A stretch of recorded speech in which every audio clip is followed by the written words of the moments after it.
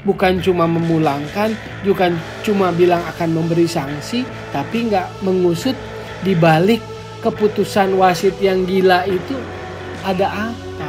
Kan harusnya diusut, diselidiki. Kenapa wasit Andri Novendra berani mengambil keputusan gila seperti itu gitu loh. Yang di luar nalar proses 4 kartu merahnya seperti itu.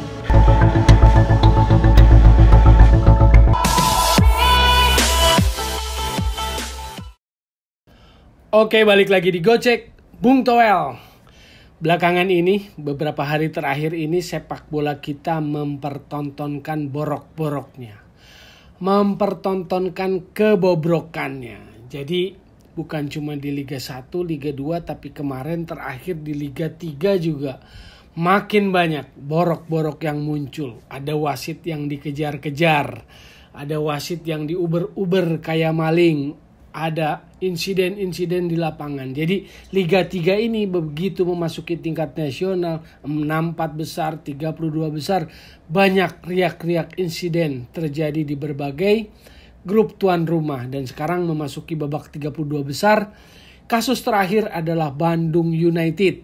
Jadi Bandung United dalam pertandingan menerima 4 kartu merah yang luar biasa. Tidak bisa dimengerti kenapa 4 kartu merah itu keluar kalau kita lihat dari pertandingannya atau cuplikan pertandingan kejadiannya. Jadi mendadak wasit Andri Novendra nih, terkenal nih, wasit Andri Novendra dari Pekanbaru menjadi bintang sepak bola kita. Bintang dalam tanda kutip. Bintang, jadi aktor. Untungnya gak dikejar-kejar kayak maling. Seperti di pertandingan sebelumnya ada tuh.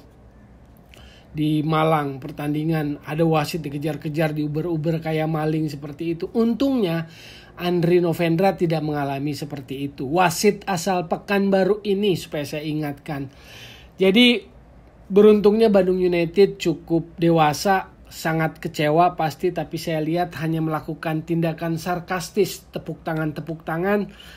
Tapi itu jauh lebih baik lah dibandingkan melakukan kekerasan ya, melakukan penyerangan, melakukan tindakan brutal kepada wasit yang sudah memberi mereka 4 kartu merah. Jadi belakangan ini mulai dikenal tuh istilah di Bandung United kan. Nah, jadi dalam sepak bola kita memang suka muncul istilah-istilah tersendiri. Nah, belakangan hari ini muncul di Bandung United kan istilahnya karena kasus kejadian pertandingan antara Bandung United lawan Farmel yang dipimpin oleh wasit Andri Novendra dari Pekanbaru. Saya ulang-ulang lagi biar publik insan bola mengenal dan paham wasit ini. Jadi luar biasanya begini soal wasit kan, di Liga 1 kita sebut belaga gila. Waktu itu kan ada banyak keputusan-keputusan belaga gilanya. Di Liga 2 main gila misalnya seperti itu. Di Liga 3 ini keputusan wasit makin gila. Ngeri nggak tuh sepak bola kita? Jadi gimana ya mau menyebutkannya? Yang viral tuh yang begitu belakangan hari. Dan confirm itu terjadi di sepak bola kita, makin mempertontonkan borok-borok kita. Lucunya wasit Andri Novendra ini respon dari PSSI yang pertama lewat berita-berita di media hanya dipulangkan. Bayangkan, wasit yang memimpin pertandingan Bandung United lawan Farmel itu dipulangkan.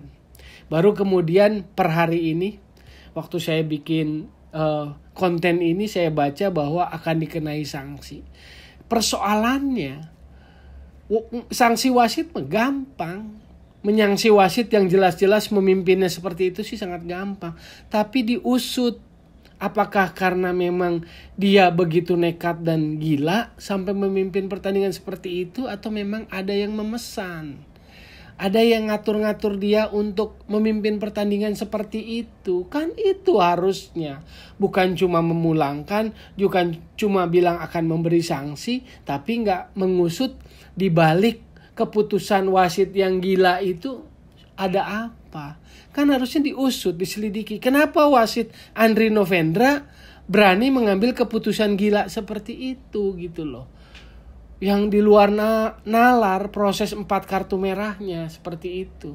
Kan itu yang harusnya diusut. Seperti itulah bobroknya sepak bola kita miris. Ini di Liga 3, bayangkan.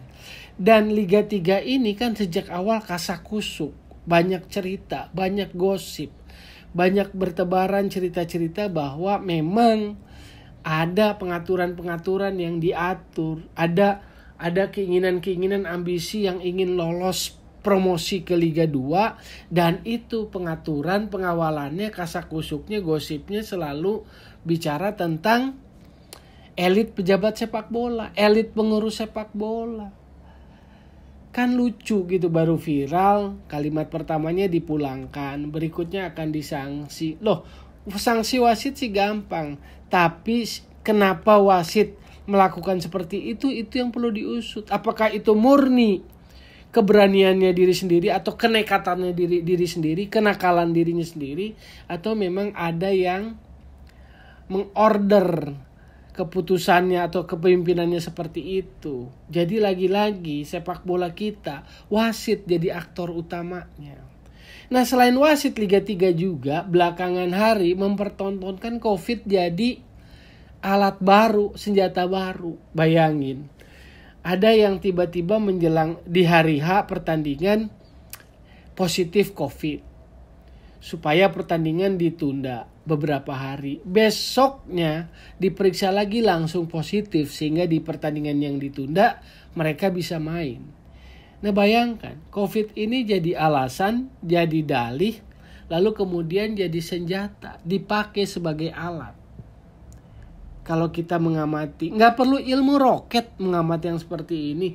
Nggak perlu ilmu roket, lihat kepemimpinan wasit Andri Novendra itu ngaco, kebangetan, main gila gitu loh. Nggak perlu ilmu roket, nggak perlu para ahli saintis untuk mempelajari itu. Termasuk tindakan-tindakan yang luar biasa tadi, ngakal-ngakali dengan alasan COVID gitu loh.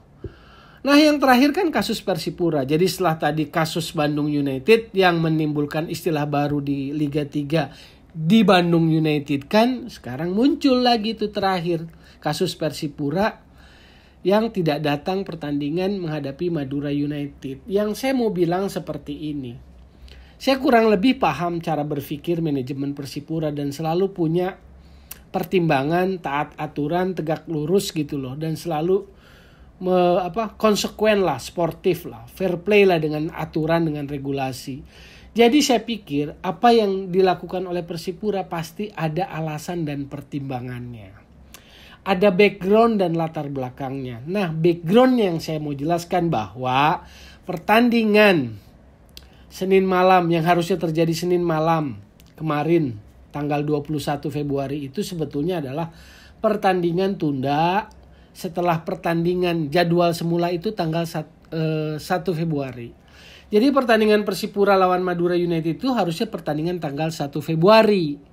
Cuma karena ada waktu itu Madura United yang mengalami musibah, ada banyak yang COVID, ada banyak yang positif COVID, lalu ada darurat meeting, lalu kemudian ditunda, diundur ke tanggal 21 Februari, kan begitu.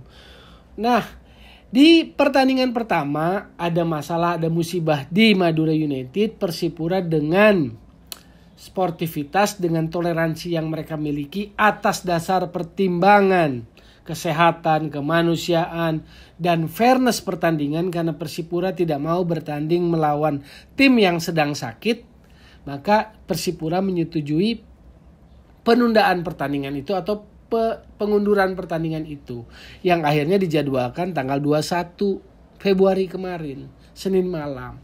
Tetapi pada Senin malam, pada hari Senin malam, tentu dengan pemeriksaan yang selalu kontinu mereka lakukan sejak hari Minggu dan Senin, posisi pemainnya menjadi kurang dari ketentuan yang berlaku. Dan saya yakin Persipura sudah menyampaikan surat secara resmi kepada LIB untuk memohon penundaan itu. Bahwa surat itu ditolak karena jadwal pertandingan tetap dilaksanakan seperti schedule semula, itulah yang terjadi. Cuma persoalannya juga yang menggelitik saya, kemarin-kemarin di laman media sosial Instagramnya LIB itu yang pertandingan Persipura Madura diundur itu masih ada. Tapi sejak kemarin tuh, sejak Senin tanggal 21 Februari, itu postingan tentang Persipura lawan Madura United yang ditunda itu udah di take out, udah gak ada. Ini juga menimbulkan penasaran kita. Menimbulkan penasaran saya, kok hilang di take out.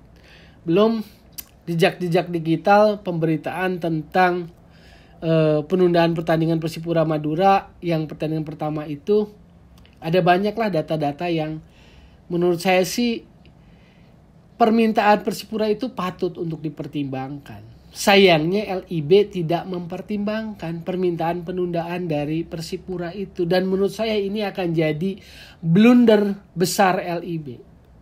LIB dan PSSI kalau tidak tepat menangani ini akan menjadi blunder besar bagi LIB dalam mengelola kompetisi terutama Liga 1, khususnya pertandingan Persipura lawan Madura United. Bisa debatable, bisa berdiskusi dalam posisi yang sangat bagus, misalnya terkait pasal 52 itu yang diterapkan untuk kelayakan pertandingan minimal 14 pemain itu, apakah yang cedera dan akumulasi harus dihitung? Kan logikanya tidak mungkin pemain yang cedera dan tidak mungkin pemain yang terkena sanksi akumulasi itu layak atau bisa dipertandingkan. Nah, disinilah ketidakkonsistenan terjadi dalam proses menuju pertandingan yang kemarin tidak jadi itu. Dan sekarang posisi status pertandingan itu didorong ke komisi disiplin. Menurut saya ini akan menjadi bola yang membesar. Atau bisa juga jadi bola yang mengecil. Cuma ini menunjukkan sekali lagi seperti pesan awal saya di muka konten ini, bahwa ini makin menunjukkan borok-borok kebobrokan pengelolaan sepak bola kita. Saya yakin Persipura punya alasan untuk meminta penundaan pertandingan. Seperti halnya Persipura memahami di tanggal 1 Februari ketika Madura United memohon penundaan pertandingan karena alasan musibah timnya yang mengalami positif COVID, maka Persipura pun kemarin memiliki alasan untuk meminta penundaan. Saya yakin itu, dan saya yakin mereka melakukan proses penyampaian surat secara formal kepada PT LIB. Dan perlu dicatat bahwa menurut saya ada simpang siur, ada ketidakkonsistenan LIB dalam hal memverifikasi mengkategori pasal 52 tentang pemain cedera dan pemain yang akumulasi sanksi tidak boleh bermain. Sekali lagi, kesimpulannya bahwa beberapa hari ini sepak bola kita makin menunjukkan borok-boroknya. Ada kasus Bandung United, ada kasus Persipura yang terakhir pertandingan melawan Madura United. Sekali lagi, ini memang memprihatinkan. Sekali lagi saya mau ingatkan, jadi solusi dan bukan polusi sepak bola tetap digocek Bung Toel.